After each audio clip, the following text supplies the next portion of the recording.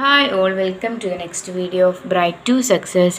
ഇന്നത്തെ വീഡിയോയിൽ നമ്മൾ നോക്കാനായിട്ട് പോകുന്നത് +2 എക്കണോമിക്സിലെ കുറച്ച് ഇക്വേഷൻസ് നമുക്ക് പഠിക്കാനായിട്ടുണ്ട് അല്ലേ. അപ്പം കൂടുതലും തിയറി പാർട്ട് തന്നെയാണ് എക്സാമിന് വരുന്നത്, എന്നിരുന്നാലും കുറച്ച് ഇക്വേഷൻസ് ഒക്കെ നമുക്ക് പഠിക്കാനായിട്ടുണ്ട്. ഓക്കെ, തിയറി പാർട്ട് ആണെങ്കിൽ കൂടി നമുക്ക് ഇക്വേഷൻസ് വരുന്ന ക്വസ്റ്റ്യൻസും കൂടി ആൻസർ ചെയ്യണമല്ലോ. അപ്പോൾ അതുകൊണ്ട് നമ്മൾ എന്ത് ചെയ്യണം, ആ ഒരു ക്വസ്റ്റ്യൻസും കൂടിയിട്ട് നമ്മൾ പഠിക്കണം. അതിൽ ഏതൊക്കെ ഇക്വേഷൻസ് ആണ് നിങ്ങൾ പഠിക്കേണ്ടത്, അത് നമുക്ക് എങ്ങനെ പഠിക്കാം, ഓക്കെ, അതാണ് നോക്കാനായിട്ട് പോകുന്നത്. ഓക്കെ, അപ്പം ഈ ഒരു വീഡിയോയിൽ ഞാൻ ഏതെങ്കിലും ഇക്വേഷൻ വിട്ടുപോയിട്ടുണ്ട് എന്നുണ്ടെങ്കിൽ ഞാൻ ഈ ഇക്വേഷൻസ് വെച്ചിട്ട് പ്രോബ്ലംസ് ചെയ്യാനായിട്ട് വീഡിയോ പ്രിപ്പയർ ചെയ്യുന്നുണ്ട്. എന്ന് പറഞ്ഞാൽ ഓരോ ഇക്വേഷനും ഓരോ ക്വസ്റ്റ്യൻസ് എക്സാമ്പിൾ വെച്ചിട്ട് ചെയ്യുന്നുണ്ട്. ഓക്കെ, അപ്പോൾ ആ വീഡിയോയിൽ ഞാൻ എന്ത് ചെയ്യാം, ഡീറ്റെയിൽ ആയിട്ട് പറയാം. ഓക്കെ, എന്തെങ്കിലും വിട്ടുപോയിട്ടുണ്ടെങ്കിൽ ആ വീഡിയോയിൽ പറയാം. ഓക്കെ, അപ്പോൾ എന്താണ് ഏകദേശം എല്ലാം ഇൻക്ലൂഡ് ചെയ്തിട്ടുണ്ട്. എന്നിരുന്നാലും ഏതെങ്കിലും വിട്ടുപോയിട്ടുണ്ടെങ്കിൽ അപ്പോൾ പറയാം കേട്ടോ. അപ്പോൾ നിങ്ങൾ ചാനൽ ആദ്യമായി കാണുന്നവരാണെന്നുണ്ടെങ്കിൽ സബ്സ്ക്രൈബ് ചെയ്ത് സപ്പോർട്ട് ചെയ്യുക. ഓക്കെ, അപ്പം നമ്മൾ ആദ്യം നോക്കാൻ പോകുന്നത് കുറച്ച് ഫസ്റ്റ് ചാപ്റ്ററിൽ നമുക്ക് പഠിക്കാനൊരു ഇക്വേഷൻ ഉണ്ട്. ഇപ്പോൾ പറയട്ടെ, നമുക്കറിയാം ഇപ്പോൾ 15 തീയതി മുതൽ മോഡൽ എക്സാം തുടങ്ങുകയാണ്. എല്ലാവരും പഠിച്ച് തുടങ്ങിയെന്ന് വിശ്വസിക്കുന്നു. ഓക്കെ, എല്ലാത്തിനും സപ്പോർട്ട് ചെയ്ത് നിങ്ങൾക്ക് എന്ത് ഡൗട്ട് ഉണ്ടെങ്കിലും എന്തുണ്ടെങ്കിലും ചോദിക്കാവുന്നതാണ്. ഇപ്പോഴേ പഠിച്ച് തുടങ്ങിയാൽ മാത്രമായിരിക്കും നമുക്ക് കംപ്ലീറ്റ് ആവത്തുള്ളൂ, അല്ലാണ്ട് കംപ്ലീറ്റ് ആവത്തില്ല. ഓക്കെ, +2 എന്ന് പറയുമ്പോഴത്തേക്കും നമുക്ക് എന്താണ്, നമ്മൾ ഇനി ഏത് കോഴ്സാണ് തിരഞ്ഞെടുക്കേണ്ടത്, ഇനി എങ്ങോട്ടാണ് പഠിക്കാൻ പോവേണ്ടത് എന്നൊക്കെ തീരുമാനിക്കുന്നത് ഈ +2ൻ്റെ എക്സാമാണ്. അതുകൊണ്ട് തന്നെ എന്ത് ചെയ്യുക, മാക്സിമം എപ്പോഴേ പഠിച്ചു തുടങ്ങാം. ഓക്കെ, അപ്പോൾ സമയമില്ല. ഓക്കെ, 13 ഡേയ്സ് പോലും ഇല്ല. അതുകൊണ്ടാണ് വീണ്ടും പറയുന്നത് പഠിക്കുക. ഓക്കെ, അപ്പോൾ നമുക്ക് ഇക്വേഷൻസ് നോക്കിയാലോ. ഓക്കെ, ഫസ്റ്റ് ഇക്വേഷൻ വന്നിട്ട് എന്താണ്, ഫസ്റ്റ് ഇക്വേഷൻ വന്നിട്ട് P1x1 + P1x2 = m. Okay, budget ലൈൻ്റെ ഇക്വേഷൻ ആണല്ലേ P1x1 + P2x2 = m എന്ന് പറയുമ്പോഴത്തേക്കും ബഡ്ജറ്റ് ലൈൻ്റെ ഇക്വേഷൻ ആണ്. ഇതെല്ലാവരും പഠിക്കുക. P1 എന്ന് പറയുമ്പോഴത്തേക്കും എന്താണ്, പ്രൈസ് 1, പ്രൈസ് 2 = ഇതെന്ന് പറയുമ്പോൾ ഇൻകം ഓഫ് കൺസ്യൂമർ ആണ് എന്ന് പറയുന്നത് എം എന്ന് പറയുന്നത്. ഓക്കെ, അപ്പോൾ എല്ലാവർക്കും മനസ്സിലായല്ലോ. Price 1, price 2, income of the consumer. അപ്പോൾ നിങ്ങൾ ഇതുപോലെ പഠിച്ചു വെക്കുക. P1x1 + P2x2 = m ആണ്. ഇത് എന്തിൻ്റെ ഇക്വേഷനാണ്, ബഡ്ജറ്റ് ലൈൻ. ഓക്കെ, ബഡ്ജറ്റ് ലൈൻ്റെ ഇക്വേഷനാണ് ഇത്. ഓക്കെ, ദെൻ നെക്സ്റ്റ് നമുക്കൊരു ക്വസ്റ്റ്യൻ നിങ്ങൾക്ക് എല്ലാവരും പഠിച്ചു ഫസ്റ്റ് ചാപ്റ്ററിൽ ക്വസ്റ്റ്യൻ ആണ് എന്ന് പറയുമ്പോഴത്തേക്കും നമുക്ക് സെക്കൻഡ് ചാപ്റ്ററിലെ ക്വസ്റ്റ്യൻ ആണ് എന്ന് പറയുമ്പോഴത്തേക്കും നമുക്ക് ഈ ഒരു ക്വസ്റ്റ്യൻ തന്നതിന് ശേഷം ബഡ്ജറ്റ് ലൈൻ്റെ വെർട്ടിക്കൽ ഇൻ്റർസെപ്റ്റും ഹൊറിസോണ്ടൽ ഇൻ്റർസെപ്റ്റും കണ്ടുപിടിക്കാൻ പറയാറുണ്ട്. ഓക്കെ, നമുക്ക് ബഡ്ജറ്റ് ലൈൻ നമുക്ക് എല്ലാവർക്കും അറിയാമല്ലോ. ബഡ്ജറ്റ് ലൈൻ എന്ന് പറയുമ്പോഴത്തേക്കും ഓക്കെ, അപ്പോൾ ബഡ്ജറ്റ് ലൈൻ്റെ ഡയഗ്രാം നമുക്ക് നോക്കാമല്ലോ. ഇതാണ് ഒരു ബഡ്ജറ്റ് ലൈൻ എന്ന് പറയുന്നത്. ഓക്കെ, ഇതാണ് ബഡ്ജറ്റ് ലൈന്. ഓക്കെ, ഇപ്പോൾ ഇവിടെ നമുക്ക് എന്ത് വരും, ഗുഡ് 2, ഗുഡ് 1 എന്നൊക്കെ നമ്മൾ പഠിച്ചിട്ടുണ്ട്. ഓക്കെ, ഗുഡ് 1, ഗുഡ് 2 എന്ന് പഠിച്ചിട്ടുണ്ട് അല്ലേ. അപ്പോൾ അതൊന്നും കൂടിയിട്ട് എക്സ്പ്ലെയിൻ ചെയ്ത് പറയാം. ഇതെന്ന് പറയുമ്പോഴത്തേക്കും നമ്മുടെ ബഡ്ജറ്റ് ലൈൻ്റെ ഇക്വേഷൻ എന്ന് പറയുന്നത് P1x1 + P2x2 = m ആണ് ബഡ്ജറ്റ് ലൈൻ്റെ ഇക്വേഷൻ. ഓക്കെ, ഒരു ബഡ്ജറ്റ് ലൈൻ എന്ന് പറയുമ്പോഴത്തേക്കും ഇതാണ് ഒരു ബഡ്ജറ്റ് ലൈൻ. ഓക്കെ, അപ്പം നമ്മൾ ഈ ഒരു എക്കണോമിക്സിൽ +2 എക്കണോമിക്സ് പഠിക്കുമ്പോഴത്തേക്കും നമ്മുടെ എക്കോണമിയിൽ 2 ഗുഡ്സ് ഉള്ളതായിട്ടാണ് നമ്മൾ കൺസിഡർ ചെയ്താണ് പഠിക്കുന്നത്. 2 ഗുഡ്സേ നമ്മുടെ എക്കോണമിയിലുള്ളൂ എന്ന് കൺസിഡർ ചെയ്താണ് നമ്മളിപ്പോൾ ഈ ഒരു ഇയറിൽ എക്കണോമിക്സ് പഠിക്കുന്നത്. ഓക്കെ, അപ്പം എന്താണ്, ഇവിടെ ഗുഡ് 2ഉം ഇവിടെ ഗുഡ് 1. ഓക്കെ, അപ്പോൾ അങ്ങനെയാണ് നമ്മൾ കൺസിഡർ ചെയ്യുന്നത്. ഓക്കെ, അപ്പോൾ നമ്മളോട് ബഡ്ജറ്റ് ലൈൻ കണ്ടുപിടിക്കാൻ പറയുമ്പോഴത്തേക്കും നമുക്ക് ഗുഡ് 1ൻ്റെ പ്രൈസും തന്നേക്കും, ഗുഡ് 2ൻ്റെ പ്രൈസും തന്നേക്കും. അതുപോലെ തന്നെ ഇൻകം ഓഫ് ദ കൺസ്യൂമർ, ഒരു കൺസ്യൂമറിൻ്റെ ഇൻകവും തന്നേക്കും. അപ്പോൾ നമ്മൾ എന്ത് ചെയ്യണം, ഇത് ഈ ഒരു ഇക്വേഷനിൽ അപ്ലൈ ചെയ്തിട്ട് ബഡ്ജറ്റ് ലൈൻ്റെ ഇക്വേഷൻ നമ്മൾ കണ്ടുപിടിക്കണം. നമുക്ക് ഫൈനൽ ആൻസർ ഒന്നും കണ്ടുപിടിക്കേണ്ട ആവശ്യമില്ല. ഇപ്പോൾ ഒരു എക്സാമ്പിൾ പറഞ്ഞാൽ ഒരു ക്വസ്റ്റ്യൻ പേപ്പർ നമുക്ക് തരുവാണ് P1 = 2 ആൻഡ് P2 = 10 എന്ന് തരുവാണ്. Okay, then income of the consumer = 20, m = 20 ഇതും തരുവാണ്. അപ്പോൾ നമുക്ക് ഈ ഇക്വേഷൻ അപ്ലൈ ചെയ്ത് ചെയ്യാമല്ലോ. എങ്ങനെ ചെയ്യാം, നമുക്ക് ഇക്വേഷൻ അപ്ലൈ ചെയ്ത് P1 എന്ന് പറയുമ്പോൾ 2x1 + അതുപോലെ തന്നെ 10x2 = m എന്ന് പറയുമ്പോഴത്തേക്ക് 20 ഇങ്ങനെ നമുക്ക് ചെയ്യാമല്ലോ. ഇത്രയും മതിയാവും. ഓക്കെ, ഇത്രയുമാണ് നമ്മുടെ ഇക്വേഷൻ എന്ന് പറയുമ്പോഴത്തേക്കൊക്കെ. ഇത് നമ്മൾ കണ്ടുപിടിക്കേണ്ടത് വെർട്ടിക്കൽ ഇൻ്റർസെപ്റ്റും ഹൊറിസോണ്ടൽ ഇൻ്റർസെപ്റ്റും ആണ്. ഇനി ഇപ്പോൾ പ്രോബ്ലംസ് ചെയ്ത് പറഞ്ഞു പോകുന്നില്ല, എന്താണ് ഇക്വേഷൻ മാത്രമേ പറയുന്നുള്ളൂ. ഓക്കെ, പ്രോബ്ലംസ് പറഞ്ഞ് ചെയ്യുന്ന വീഡിയോ നമുക്ക് അടുത്ത ചെയ്യാം കേട്ടോ. ഓക്കെ, അപ്പോൾ നമുക്ക് നോക്കാം വെർട്ടിക്കൽ ഇൻ്റർസെപ്റ്റ്. അപ്പോൾ വെർട്ടിക്കൽ ഇൻ്റർസെപ്റ്റും ഹൊറിസോണ്ടൽ ഇൻ്റർസെപ്റ്റും നമ്മൾ കണ്ടുപിടിക്കാം. ഓക്കെ, അപ്പോൾ അതിനായിട്ട് വെർട്ടിക്കൽ ഇൻ്റർസെപ്റ്റ് കണ്ടുപിടിക്കാനായിട്ട് m/P1. ഓക്കെ, m എന്ന് പറയുമ്പോൾ എന്താണ്, ഈ 20 അല്ലേ, income of the consumer /P1. Okay, ആദ്യത്തെ പ്രൈസ് ഇതാണ് നമുക്ക് എന്തെന്ന് പറയുന്നത്, vertical intercept. Okay, then next horizontal intercept ആണെങ്കിലോ m/p2. ഓക്കെ, അപ്പോൾ E20/E10. ഓക്കെ, ഇപ്പോൾ ഇത്ര മനസ്സിലായല്ലോ. വെർട്ടിക്കൽ ഇൻ്റർസെപ്റ്റും ഹൊറിസോണ്ടൽ ഇൻ്റർസെപ്റ്റും ബഡ്ജറ്റ് ലൈൻ്റെ ഇക്വേഷനും ഒക്കെ മനസ്സിലായി വിശ്വസിക്കുന്നു. ഇതിൽ എന്തെങ്കിലും ഈ ഓരോ ഇക്വേഷനെ പറഞ്ഞു പോകുമ്പോൾ എന്തെങ്കിലും ഡൗട്ട് ഉണ്ടെങ്കിൽ നിങ്ങൾ ഉടനെ കമൻറ്റ് ബോക്സിൽ അറിയിക്കുക കേട്ടോ. ദെൻ നെക്സ്റ്റ് വരുന്നതാണ് TP, AP, MB. ഓക്കെ, ഈ 3 വരുന്നത്. Okay, TP total product, average product, marginal product. Okay, അതിൻ്റെ ഇക്വേഷൻ എന്താണ്? P/Q. Okay, price into quantity ആണ് എന്തെന്ന് പറയുന്നത് ടോട്ടൽ പ്രോഡക്റ്റ് എന്ന് പറയുന്നത്. ഓക്കെ, ടോട്ടൽ പ്രോഡക്റ്റ് എന്ന് പറയുമ്പോൾ price into quantity. Then next AP എന്ന് പറയുമ്പോഴത്തേക്കും എന്താണ്? TP divided by Q. Okay, ഈ TPയും ഇതിൽ നിന്നും നമ്മൾ എന്താണ് ക്വാണ്ടിറ്റി ഡിവൈഡ് ചെയ്യുമ്പോഴാണ് എന്ത് കിട്ടുന്നത്?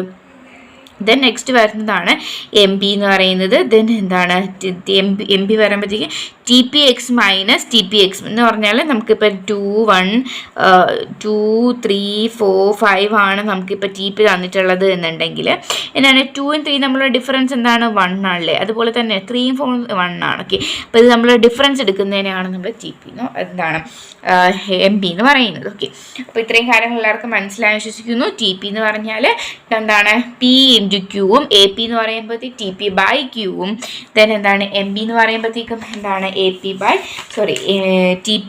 TPX minus TPX minus 1. Okay, അപ്പോൾ ഇത്രയാണ് നമുക്ക് ഇപ്പോൾ ഈ ഒരു ഇതിൽ പഠിക്കേണ്ടത്. ഓക്കെ, ദെൻ നെക്സ്റ്റ് Q എന്ന് പറയുമ്പോഴത്തേക്ക് നമുക്കറിയാം ഔട്ട്പുട്ടാണ്. ഓക്കെ, ഔട്ട്പുട്ടാണ് Q. ദെൻ നെക്സ്റ്റ് നോക്കാം നമുക്ക് GDP. നമുക്ക് എന്താണ് മാക്രോ എക്കണോമിക്സിലെ സെക്കൻഡ് ചാപ്റ്ററാണ് നമുക്ക് എന്താണ് നാഷണൽ ഇൻകം അക്കൗണ്ടിങ് എന്ന് പറയുന്നത്. ആ ചാപ്റ്ററിൽ വരുന്നതാണ് GDP. ഓക്കെ, GDP എന്ന് പറയുമ്പോഴത്തേക്ക് GDP കാൽക്കുലേറ്റ് ചെയ്യാനായിട്ട് നമുക്ക് 3 മെത്തേഡ്സ് ആണ് പറയുന്നത് അല്ലേ. ഏതൊക്കെ മെത്തേഡ്സ് ആണ്? Income method, expenditure method and GV എന്ന് പറയുമ്പോഴത്തേക്കും പ്രോഡക്റ്റ് മെത്തേഡാണ്. Okay, product method. ഇങ്ങനെയാണ് നമുക്ക് GDP കാൽക്കുലേറ്റ് ചെയ്യാനായിട്ട് വരുന്നത്. അതിൽ എക്സ്പെൻഡിച്ചർ മെത്തേഡിൽ എന്താണ് ഇക്വേഷൻ എന്ന് പറയുമ്പോഴത്തേക്കും C+I+G+X-M. Okay, C+ consumption, okay investment, ഗവൺമെൻറ്റിൻ്റെ എക്സ്പെൻഡിച്ചർ, എക്സ്പോർട്ട്, ഇമ്പോർട്ട്. ഓക്കെ, ഇതാണ് നമുക്ക് വരുന്നത്. ഓക്കെ, അപ്പം ഇക്വേഷൻ പഠിക്കുക, ഇതുപോലെ പഠിക്കുക. Expenditure method, then income method, then product method, ഇതുപോലെ പഠിക്കുക. നമുക്ക് എന്താണ് 8 മാർക്കിൻ്റെ ക്വസ്റ്റ്യൻ ആയിട്ടും ഒരു ക്വസ്റ്റ്യൻ ചോദിക്കാവുന്നതാണ്. 8 മാർക്കിൻ്റെ ക്വസ്റ്റ്യൻ കൂടാതെ തന്നെ 8 മാർക്കിൻ്റെ ക്വസ്റ്റ്യൻ എന്തായാലും ചോദിക്കും. അത് കൂടാതെ തന്നെ എന്തെയാണ് അതിൽ നമ്മൾ ഡെറിവേഷനൊക്കെ ഒരുപാട് കാര്യങ്ങൾ എഴുതാനായിട്ടുണ്ട്. അപ്പോൾ അത് നമുക്ക് 8 മാർക്കിൻ്റെ എന്താണ് essay ക്വസ്റ്റ്യൻ നോക്കുമ്പോഴത്തേക്ക് നോക്കാം. ഇപ്പം നമ്മളിവിടെ ഇത് പഠിക്കുക കേട്ടോ. കാരണം 5 മാർക്കിൻ്റെ ക്വസ്റ്റ്യൻസ് ആയിട്ടൊക്കെ വരാറുണ്ട്. കഴിഞ്ഞ ഇയറിലെ പബ്ലിക് എക്സാമിന്, മോഡൽ എക്സാമിന് നമുക്ക് ഡയറക്റ്റ് ക്വസ്റ്റ്യൻ ചോദിച്ചു. വേറെ നമ്മളൊന്നും ഇടയ്ക്കൊന്നും കണ്ടുപിടിക്കേണ്ടാത്ത ഡയറക്റ്റ് ഇതെല്ലാം തന്നുകൊണ്ട് നമുക്ക് കറക്റ്റ് ഡയറക്റ്റ് ക്വസ്റ്റ്യൻ ചോദിച്ചാൽ 5 മാർക്ക് ഇതെല്ലാം കൂടി ആഡ് ചെയ്ത് വെച്ചാൽ മാത്രമേ നമുക്ക് 5 മാർക്ക് കിട്ടുന്ന അങ്ങനെ ക്വസ്റ്റ്യൻ ചോദിച്ചായിരുന്നു. അതുകൊണ്ട് നമുക്ക് എന്തെങ്കിലും ഇക്വേഷൻ പഠിക്കാം. ദെൻ നെക്സ്റ്റ് നമുക്ക് അതിൽ ഒരുപാട് കുറേ പഠിക്കാനുണ്ട്. കുറേ ഇക്വേഷൻസ് നമുക്ക് ആ ഒരു ചാപ്റ്ററിൽ തന്നെ ഒരുപാട് പഠിക്കാനുണ്ട്. എന്തൊക്കെയാണ്? NDP.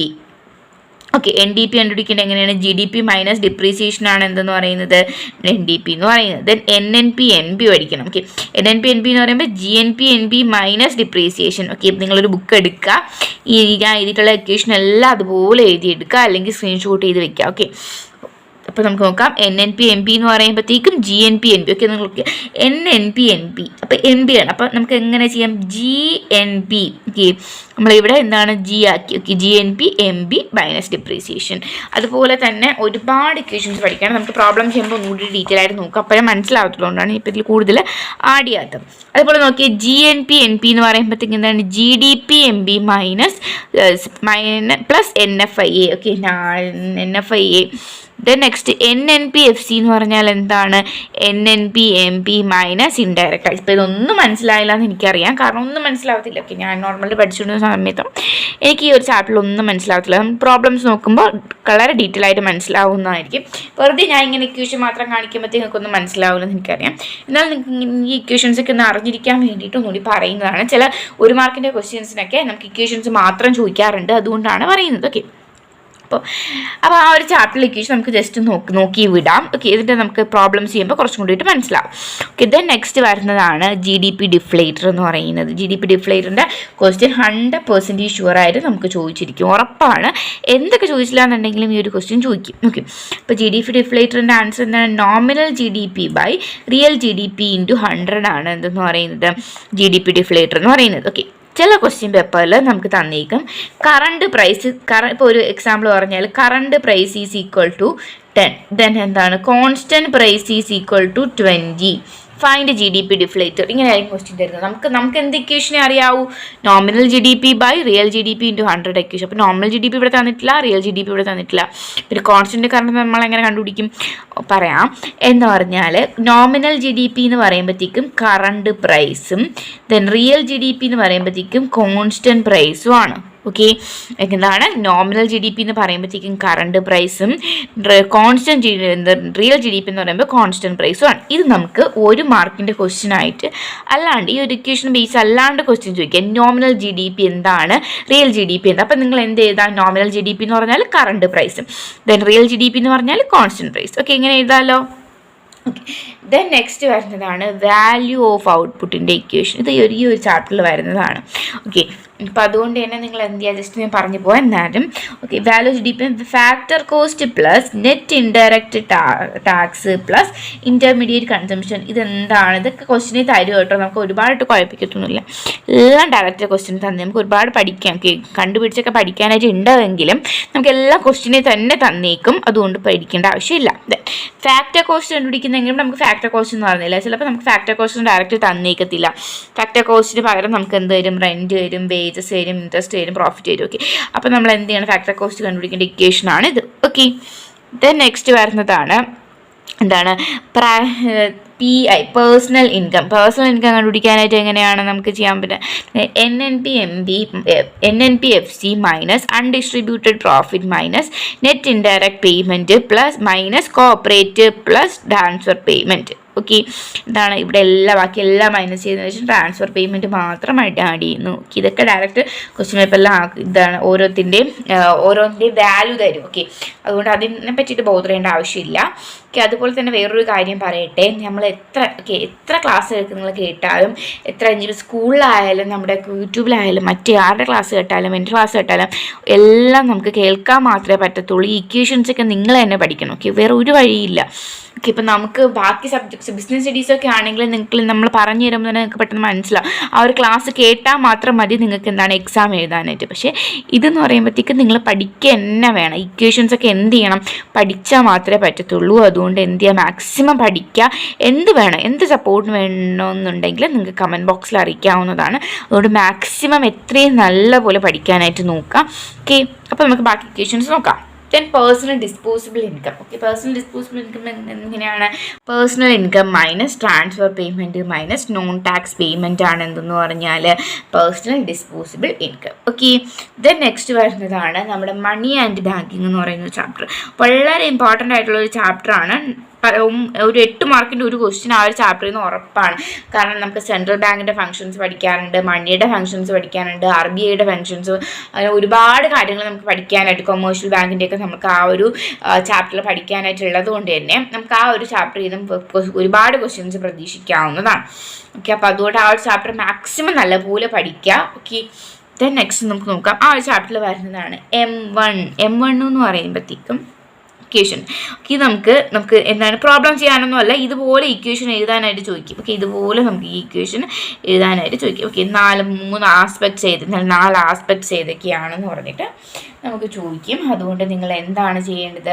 ഈ ഇക്വേഷൻ ഇതുപോലെ പഠിക്കുക. ഓക്കെ, ദെൻ M1 എന്ന് പറയുമ്പോൾ CU പ്ലസ് DD. CUD എന്ന് പറയുമ്പോഴത്തേക്കും കറൻസിയാണ്. ഓക്കെ, DD എന്ന് പറയുമ്പോൾ ഡിമാൻഡ് ഡെപ്പോസിറ്റ് ആണ്. ഓക്കെ, ദെൻ എന്താണ് M2 എന്ന് പറയുമ്പോൾ എങ്ങനെയാണ്? M1 plus savings bank deposit of post office savings bank. Okay, post office savings ബാങ്കിലെ സേവിങ്സ് ബാങ്ക് ഡെപ്പോസിറ്റ് കൂടിയിട്ട് ആഡ് ചെയ്യുമ്പോൾ നമുക്ക് എന്ത് കിട്ടും? M2 കിട്ടും. ദെൻ M3 ആണെങ്കിലോ M1 plus time deposit of commercial ബാങ്കിൻ്റെ ടൈം ഡെപ്പോസിറ്റ്. ദെൻ M4 ആണെങ്കിലോ M3 plus total deposit of post office savings organisation. Okay, അപ്പോൾ ഇതുപോലെ പഠിക്കുക. വേറൊന്നും നിങ്ങൾ ഇതിനെ പറ്റിയിട്ട് വേറൊന്നും പഠിക്കേണ്ട ആവശ്യമില്ല. നിങ്ങൾ ഈ ഒരു 4 ഇതുപോലെ അങ്ങ് പഠിച്ച് വെക്കുക. ഉറപ്പായിട്ട് ചോദിക്കും. 100% ഷുവറാണ്. മോഡൽ എക്സാമിനോ പബ്ലിക് എക്സാമിനോ ഉറപ്പായിട്ട് ചോദിക്കും. ദെൻ നെക്സ്റ്റ് വരുന്ന ക്വസ്റ്റ്യനാണ് CDR. ഇതിൻ്റെ പ്രോബ്ലംസ് ഒന്നും ചോദിക്കത്തില്ല. ജസ്റ്റ് നിങ്ങൾക്ക് ഇക്വേഷൻസ് അറിഞ്ഞ് വെച്ചിരിക്കാൻ വേണ്ടിയിട്ടാണ് കേട്ടോ ഇതൊക്കെ പറയുന്നത്.